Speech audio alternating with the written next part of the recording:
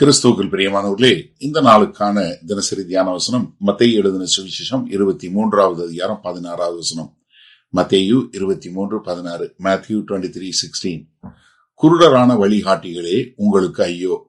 எவனாகிலும் தேவாலயத்தின் பேரில் சத்தியம் பண்ணினால் அதனால் ஒன்றுமில்லை என்றும், எவனாகிலும் தேவாலயத்தின் பொன்னின் பேரில் சத்தியம் பண்ணினால் அவன் கடனாளி என்றும் சொல்லுகிறீர்கள். இப்ப 4வது முறை சொல்றாரு ஐயோ என்று சொல்லக்கூடியதை அவங்கள சபிக்கக்கூடியதாக சொல்லக்கூடிய காரியம். அதாவது என்ன ஒரு வழக்கம் கொண்டு வந்துட்டாங்க அப்படின்னு சொல்லி பார்த்தீங்கன்னா, அவங்க அதாவது நீ தேவாலயத்தின் மேல நீ ஒரு சத்தியம் பண்ணுன அப்படின்னு சொன்னா என்ன, அது உண்மையிலே அது ஒரு இதுதான், சத்தியம்தான். ஆனா அதுல இருந்து நீ தப்பிச்சுக்கலாம். ஆனா என்ன பண்ணக்கூடாது, தேவாலயத்தின் மேல இருக்கு பாரு தங்கம், அது மேல மட்டும் நீ சத்தியம் பண்ணிடக்கூடாது. எப்படி மாத்திட்டாங்க பாருங்க. அதனால ஆண்டவர் இங்க என்ன சொல்றாரு, குருடரான வழிகாட்டிகளே. அப்போ ஒரு குருடரான வழிகாட்டி அப்படின்னு சொல்லும் போது அவங்க தாங்கள் குருடாக்கிட்டாங்க, ஆண்டவரை தெரியாம அவங்க குருடராக்கிட்டாங்க. ஏன்னா மத்தேயு 15:14 சொல்லும் போது குருடன் வழிகாட்டினா என்ன ஆகும், வழி காட்டுறவனும் வழி பின்னாடி போனோம் 2 பேரும் பள்ளத்துல விடுவாங்கன்னு சொல்லக்கூடியதா. அப்ப இந்த பரிசேயர்கள் என்ன பண்ண ஆரம்பிச்சாங்கன்னா, அவங்க எப்படிடா நீ தப்பிக்க முடியும், ஒரு வாக்கு கொடுத்த அப்படின்னா அந்த வாக்குல இருந்து நீ எப்படி தப்பிக்க முடியும் அப்படின்னு சொல்லக்கூடிய ஒரு காரியத்தை பார்த்தாங்க.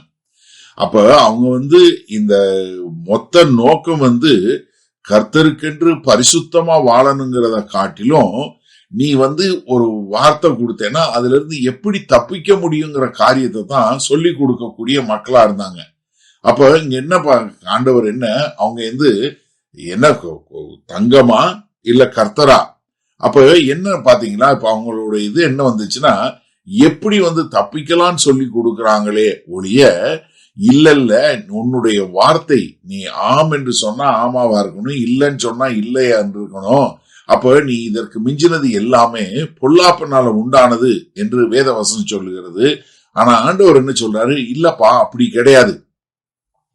ஏன்னா மத்தேயு 5வது அதிகாரம் மலை பிரசங்கத்துல 33 இருந்து 37 வசனம் வரைக்கும் சொல்லும் போது என்ன சொல்லி கொடுக்கிறாரு, நீ ஆமான்னு சொல்றது ஆமாவா இருக்கட்டும், இல்லன்னு சொல்றது இல்லன்னு இருக்கட்டும், இதற்கு மிஞ்சினது எல்லாமே என்ன, தீமையினால் உண்டானது. அப்ப இங்க கர்த்தர் அவங்க இவங்க என்ன பண்றாங்க, இவங்க தாங்களும் உள்ள போல, இப்ப இவங்களுக்கும் குருடன், இவன் தேவனை தெரியல, தேவனுடைய வார்த்தை என்ன ஒரு பரிசுத்தமா வாழ வேண்டும்ன்றக்காக கொடுக்கப்பட்டது.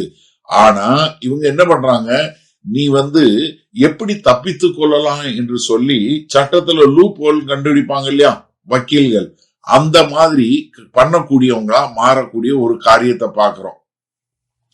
அப்ப இந்த நாள்ல இந்த வசனத்தை நம்ம எப்படி எடுத்துக்கொள்ள முடியும்? ரொம்ப சிம்பிள்ங்க.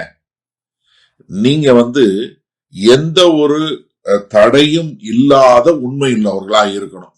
இப்ப நீங்க ஒரு காரியத்துக்கு ஆமான்னு சொன்னீங்கன்னா அது ஆமாதான், இல்லன்னு சொன்னா இல்ல. இது ரெண்டையும் மீறி எந்த ஒரு காரியமும் இருக்காது. நீங்க இப்ப நீங்க ஒருத்தவங்களை நீங்க ஏதாவது ஒரு வீட்டுக்கு சாப்பிட கூப்பிடுறீங்க, இல்ல ஏதாவது ஒரு ஃபங்க்ஷனுக்கு கூப்பிடுறீங்கன்னா அவங்க என்ன சொல்லுவாங்க, ஒண்ணு ஆமான்னு சொல்லணும், இல்லைன்னா இல்லன்னு சொல்லணும்.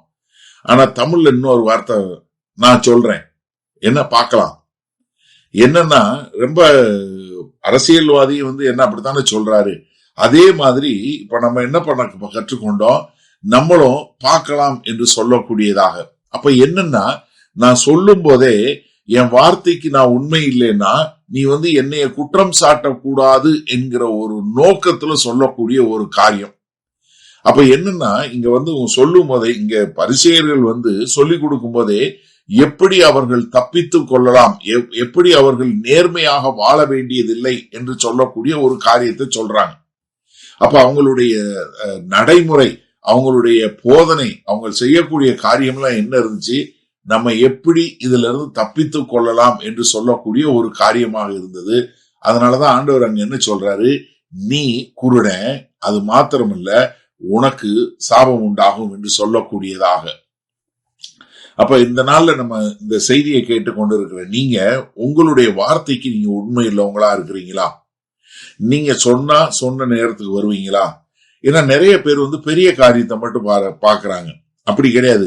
ஒவ்வொரு சின்ன காரியத்திலையும் உங்களுடைய வார்த்தைக்கு நீங்க எந்த அளவுக்கு நீங்க முக்கியத்துவம் கொடுக்கறீங்களோ அதன்படிதான் மற்றவர்கள் உங்களுக்கு முக்கியத்துவம் கொடுப்பாங்க. அப்ப தேவனுக்கு முன்பாக நீங்க எது சொன்னாலும் அது தேவனுக்கு முன்பாக சொல்லக்கூடிய காரியம். அப்ப தேவனுக்கு முன்பாக நீங்க எப்படி சொல்லக்கூடியவங்களா இருக்கிறீங்க? ஒரு உண்மையை சொல்லி அதன்படி வாழக்கூடிய மக்களா இருக்கிறீங்களா? இல்ல நீங்க மறுபடியும் சட்டத்துல ஓட்ட இருக்கான்னு சொல்லி பாக்குறீங்களா? நம்ம மாற்றிக்கொள்வோமா? மகா கிருபையும் இரக்கம் நிறைந்த எங்கள் அன்பின் தகப்பனே, கர்த்தாவே, இந்த அருமையான நல்ல நாளுக்காய் நன்றி. ஆமாண்டவரே, நாங்கள் ஆம் என்று சொன்னால் அது ஆமாம் ஆண்டவரே. இந்த பார்க்கலாம் என்று சொல்லாதபடி எங்கள் வார்த்தையில் சிறு காரியத்திலிருந்து எல்லா காரியத்திலும் உண்மையுள்ளவர்களாய் வாழ எங்களை அர்ப்பணிக்கிறோம். இயேசு கிறிஸ்துவின் மூலம் பிதாவே, ஆமேன். கர்த்தர் உங்களை ஆசீர்வதிப்பாராக. நாம் இன்று மாலை மன்னால சந்திப்போம்.